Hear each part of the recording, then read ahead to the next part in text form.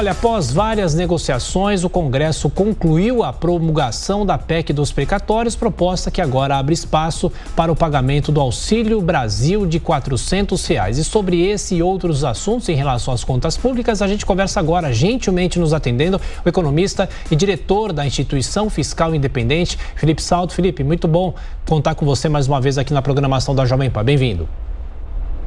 Prazer, Thiago, cumprimentando a todos aqui que estão participando dessa conversa com a gente. Acho que esse tema das contas públicas está cada vez mais fundamental, né, para a gente saber o que vai acontecer nos próximos anos. Sem dúvida. Bom, Felipe, você foi um crítico dessa PEC, da PEC dos precatórios, mas agora com essa aprovação, tem que pensar no que se fazer em 2022 em relação a contas públicas e a possibilidade de furo do teto de gastos. Qual deve ser o norte a partir de agora, já que o Congresso fez essa aprovação e concluiu essa votação?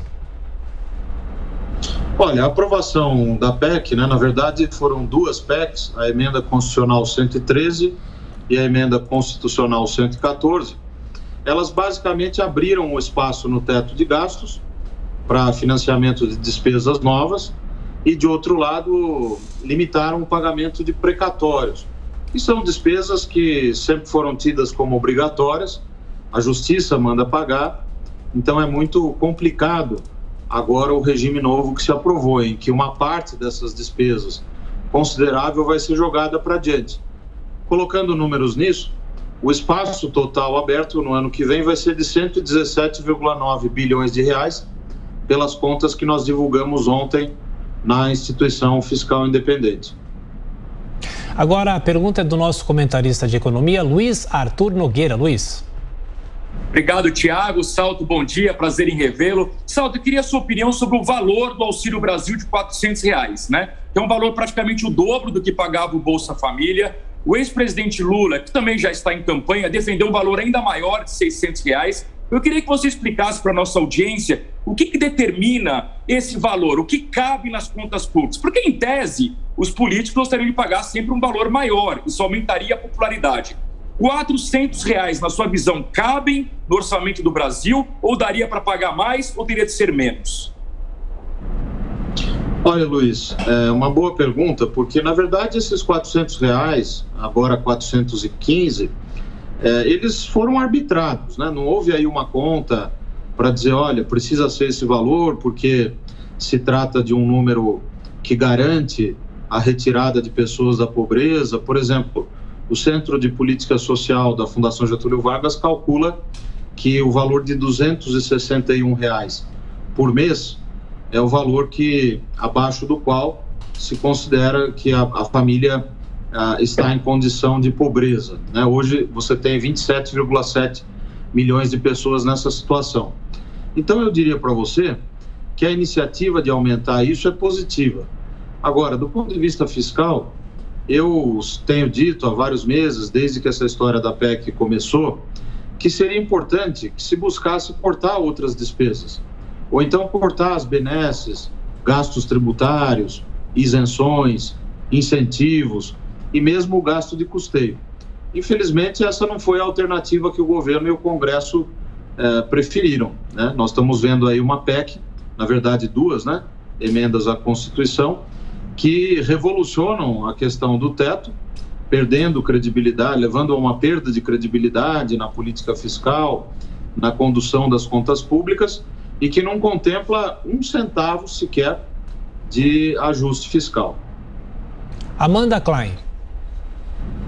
Oi, Felipe, bom dia. Eu queria saber, na sua opinião, que bombas fiscais podem vir aí pela frente ainda, embaladas nesse pacote de bondades em ano eleitoral. A gente tem a reajuste para policiais, possivelmente para outras categorias do serviço público, refis, correção da tabela de imposto de renda. E queria um pitaco seu também nessa disputa, nesse jogo de empurra entre Banco Central e Ministério da Economia. Quem tem a principal responsabilidade pela derrocada da economia? Amanda, eu acho interessante essa pergunta porque, na verdade, a gente deposita muita esperança no Estado, né? O Estado tem que gerar emprego, o Estado tem que gerar crescimento e também, quando a economia vai mal, a gente culpa também o Estado. A culpa é do governo, do ministro, do presidente do Banco Central, de quem quer que seja. Na verdade, a meu ver, o papel do governo deveria ser o de garantir um ambiente favorável à expansão do investimento, à expansão do emprego, à atratividade ao capital externo, à garantia de um sistema tributário mais racional do que esse que nós temos hoje. Então, se você observar os planos que o próprio governo, o Ministério da Economia, anunciaram lá no início de 2019, eles tinham uma certa coesão e apontavam para a questão da responsabilidade fiscal, sobretudo o ministro Paulo Guedes. Mas isso foi se perdendo. Você vê que as medidas concretas que foram tomadas do ponto de vista do ajuste fiscal foram duas. A aprovação da reforma da Previdência, ainda em 2019, que já vinha do governo anterior, e o congelamento de salários de servidores. Duas boas medidas, né? Ainda que militares tivessem tido reajuste pela Lei 13.954, que foi chamada reforma da Previdência dos Militares, mas que embutiu um aumento do soldo, um aumento da remuneração. Então, o que está faltando agora é ter um plano de voo, né? Isso é fundamental. E não existe. Eu acho que para o ano que vem, eu não esperaria também novas medidas de lacidão fiscal, etc. Eu acho que a PEC dos precatórios resolveu, entre aspas, essa demanda por uma montanha de recursos, porque, vale dizer, não é só o gasto social. Na nossa conta vão sobrar aí de 35 a 36 bilhões, depois de contabilizadas as despesas que já foram prometidas, né? O Auxílio Brasil, o Auxílio Gás e outros. E essa sobra, entre aspas, vai provavelmente ser direcionada para emendas ou outros tipos de gastos. Zé Maria Trindade. Olha, Felipe, eu queria dizer que eu acompanho o seu trabalho, gosto das suas avaliações, evidentemente que tem algumas divergências com algumas, vamos dizer, de alguns enquadramentos, né? Mas a gente sabe que não é novidade precatório em orçamento. Sempre houve, todo orçamento tem um espaço dos precatórios ali e tudo bem. Só que também não é novidade esse debate, eles estão se agigantando. E não é um problema só do governo federal. Os governos estaduais, municipais também estão sendo ameaçados, inclusive de intervenção por não pagamento de precatório. Precatório é uma situação séria, uma decisão judicial. A minha pergunta exatamente é sobre a radiografia desses precatórios que estão aí. Você deu uma olhada, sabe quem são esses pretendentes aí dos recursos públicos?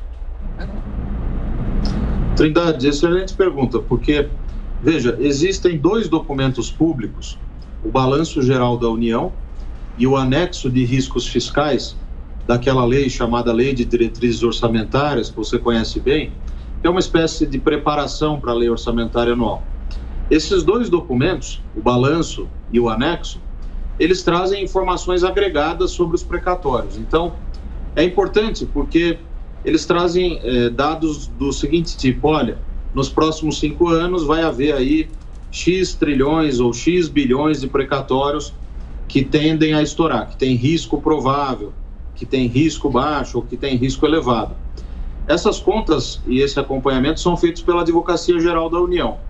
Agora, eu acho que nós precisamos de mais transparência nisso, porque a AGU, a Advocacia Geral da União, presta essas informações para os setores relevantes do Executivo, em detalhe, mas esse detalhamento não é explicitado como poderia ser nesses dois documentos que eu mencionei. Então, veja, por exemplo, para o ano que vem, dos 89,1 bilhões de precatórios, tem cerca de 17 bi que tem a ver com a educação, que é o Fundef, aquele fundo da educação para colocar as crianças na escola lá dos anos 90. São reclamações que os estados fizeram na Justiça e só agora a Justiça decidiu, em última instância, o próprio Supremo, que o governo federal tem que pagar. Então, esse tipo de incerteza e de risco está muito associado a essa questão dos precatórios. O que eu acho que nós poderíamos ter é uma gestão melhor desses riscos, né? Tem dois fenômenos aí também. De um lado, a maior celeridade da justiça, de processos eletrônicos e tal. De outro, um aumento da demanda também, porque você tem precatório que tem a ver com aposentadoria, com questões trabalhistas, as próprias questões envolvendo os servidores. E como houve uma série de mudanças na legislação recentemente, então isso pode ter ensejado também um aumento da demanda, da procura da justiça por parte desses agentes. Agora, nós precisamos ter um escrutínio melhor desses dados. Aqui na IFE, a gente tem chamado muita atenção para a importância de se divulgar melhor esses dados abertos. Conversamos aqui na Jovem Pan com o economista, diretor da IFE, a Instituição Fiscal Independente, Felipe Salto. Obrigado mais uma vez, Felipe, pela atenção, pela gentileza. Bom fim de semana, até a próxima. Eu que agradeço, Tiago. Um abraço a todos.